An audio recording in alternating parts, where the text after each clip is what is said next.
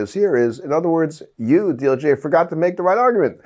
You didn't even bother to argue, or you forgot to argue, or you didn't think of it, to make the very specific point that the law doesn't allow you to pay the SNAP benefits, right? They have to have some legal argument for why they don't want to do this. It can't just be, we don't want to do it. The irreparable harm that the SG, the Solicitor General, was trying to argue, what the hell is it then if you don't even argue that the law forbids the action you're ordered to take, or there's something wrong legally with the action? Even better, Attorney General Pam Bondi, who basically says that the district courts ordering them to use these funds to pay the SNAP benefits is like the height of judicial activism. So where is the activism when your own lawyers don't even argue that the judge is telling them to do something contrary to the law or without authority?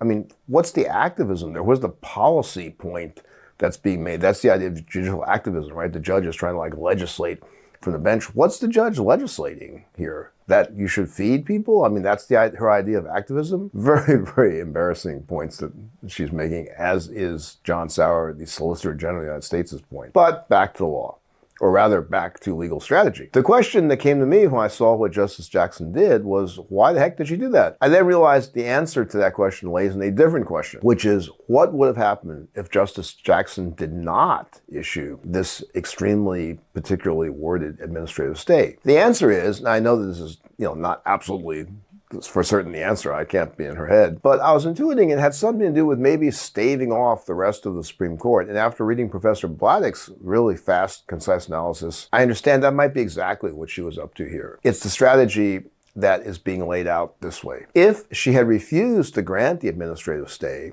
then the conservative MAGA majority in the Supreme Court, which we know favors giving Trump and the executive whatever they want, could have stepped in and granted their own stay, which could have been open-ended. It would not expire 48 hours after the First Circuit decides its opinion. It could have just gone for months and months and months. Meantime, people have no food to eat, the issue is not resolved. There is some precedent for this recently, where the full court stepped in to grant such a stay after the justice in charge of the particular circuit, Justice Alito, had not done anything, and people were kind of confused. Why did they do this? Why didn't Alito just do it?